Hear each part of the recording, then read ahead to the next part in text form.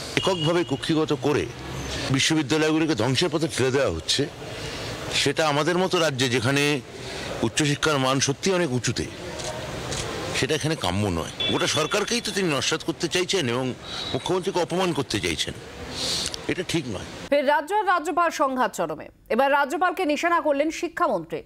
রাজ্যপাল উচ্চশিক্ষা দফতরকে স্বীকৃতি দিচ্ছেন না, মুখ্যমন্ত্রীর দফতরকেও স্বীকৃতি দেওয়া হচ্ছে না। মুখ্যমন্ত্রীকে অপমান করতে চাইছেন রাজ্যপাল। যাদবপুরের উপাচার্য সরকারি নির্দেশিকা মেনে চলুন, উপাচার্যকে নিয়ে টানাপোড়েনের মধ্যেই এই মন্তব্য শিক্ষামন্ত্রী ব্রাত্য বসুর।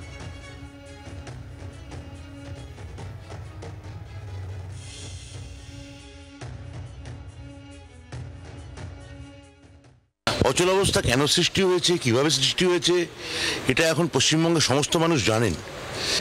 আমরা এখনো বলছি যে মহামান্য সুপ্রিম কোর্টের দৃষ্টি আকর্ষণ করছি এবং তাড়াতাড়ি এর একটা ফয়সালা চাইছি।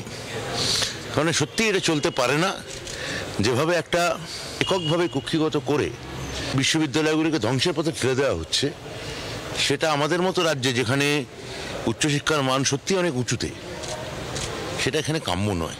আমি জানি না, মানে অণু এবং পরমাণু পার্থক্য তৈরি করতে চেয়েছেন, এই পার্থক্যগুলো আমি জানি না কি ওনার উপর নির্ভর করে তো আমরা কোনো ক্লারিফিকেশন চাইবো না। আমরা আমাদের নিজস্ব তাগিদে চাইবো, প্রয়োজন হলে চাইবো। উচ্চশিক্ষা দপ্তর কেন মুখ্যমন্ত্রী দপ্তরকে স্বীকৃতি দিতে চাইছেন না।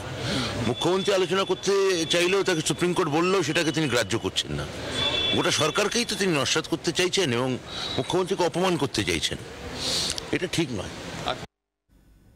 শ্রেয়সী আমাদের প্রতিনিধি এই মুহূর্তে সরাসরি আমাদের সঙ্গে রয়েছেন। শ্রেয়সী, আবার এই সংঘাতের বাতাবরণটা দেখা যাচ্ছে আছে এখনো পর্যন্ত, তো ঠিক কি হয়েছে, কি পরিস্থিতি? মানে একটা তো টানাপোড়েন চলছে যে উপাচার্যের দায়িত্বে কে আছেন, কে কিভাবে তাকে দায়িত্ব দিচ্ছে, এই নিয়ে একটা টানাপোড়েন চলছে। তো আজকে শিক্ষামন্ত্রীর এই বক্তব্য ঠিক কিসের ইঙ্গিত দেয়, কি বার্তা দেয়? দেখো, তোমাকে যেটা জানিয়ে রাখি যে সম্প্রতি রাজভবন থেকে একটি চিঠি গিয়েছিল সমস্ত বিশ্ববিদ্যালয়কে, যেখানে বলা হয়েছিল কিছু আনঅথরাইজ এজেন্সি যেমন উচ্চশিক্ষা দপ্তর তারা বিভিন্ন নির্দেশ দিচ্ছে, সেই নির্দেশগুলো মানার দরকার নেই।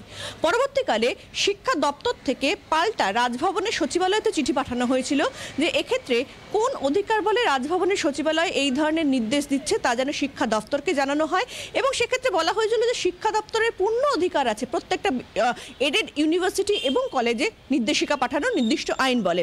পরবর্তীকালে রাজ্যপাল তিনি বলেন যে এক্ষেত্রে শিক্ষা দপ্তরের পাঠানো ওই চিঠির কোনো তিনি জবাব দেবেন না, কারণ তিনি সরকারের পাঠানো কোনো চিঠি হলে সেক্ষেত্রে তিনি জবাব দেবেন, কিন্তু কোনো দপ্তরে পাঠানো চিঠির জবাব তিনি দেবেন না। তার পাল্টা শিক্ষামন্ত্রী তিনি আবার পাল্টা প্রশ্ন করেন যে সরকার এবং দপ্তর, সেক্ষেত্রে রাজ্য সরকার দপ্তর এবং রাজ্য সরকারি দপ্তর আলাদা কিভাবে হয়, তিনি তার টুইটের মাধ্যমে কার্যত সেই বিষয়টাই তুলে ধরেন।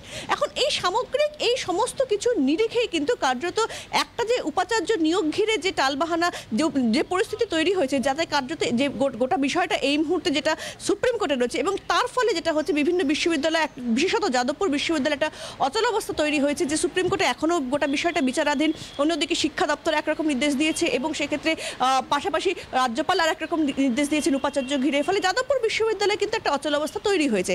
এই সামগ্রিক সমস্ত পরিস্থিতির নিরিখেই কিন্তু কার্যত শিক্ষামন্ত্রী তিনি যেটা বলছেন তার স্পষ্ট অভিযোগ যে রাজ্যপাল যেভাবে চলছেন, একার একটা নির্দেশিকায় একার একটা সিদ্ধান্তে তিনি বিশ্ববিদ্যালয়গুলো চালাচ্ছেন, এবং সেই জায়গা থেকে তিনি স্পষ্ট অভিযোগ করছেন, যেখানে তিনি বলছেন যে রাজ্যপাল তিনি শিক্ষা দপ্তর কেন, তিনি মুখ্যমন্ত্রী বা সরকারটাকেই তিনি নস্যাৎ করতে চাইছেন, এবং কার্যত সেই নস্যাৎ যেভাবে তিনি মুখ্যমন্ত্রীকে অপমান করতে চাইছেন সেটা কিন্তু কোনোভাবেই গ্রহণযোগ্য নয়, সেটা কোনোভাবেই কিন্তু গ্রাহ্য করার বিষয় নয়। অর্থাৎ যেভাবে তিনি সরকারকে নস্যাৎ করতে চাইছেন সেটা কিন্তু মোটেই তিনি একেবারে ঠিক কাজ করছেন না, এমনটাই কিন্তু শিক্ষামন্ত্রী বলছেন। ফলে রাজ্যপালের যে ভূমিকা, সেই ভূমিকার কিন্তু আবারও একবার কড়া সমালোচনা করলেন শিক্ষামন্ত্রী।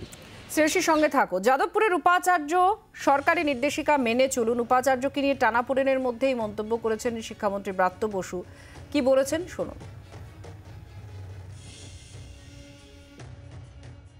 সরকারি নির্দেশিকা এবং সুপ্রিম কোর্টের যে গাইডলাইন আছে সেটা আমি যাদবপুর উপাচার্যকে বলবো মেনে চলতে। সরকারি নির্দেশিকা এবং সুপ্রিম কোর্টের যে গাইডলাইন আছে সেটা আমি যাদবপুর উপাচার্যকে বলবো মেনে চলতে। বাংলার আওয়াজ, বাঙালির আবেগ, জি 24 ঘন্টা।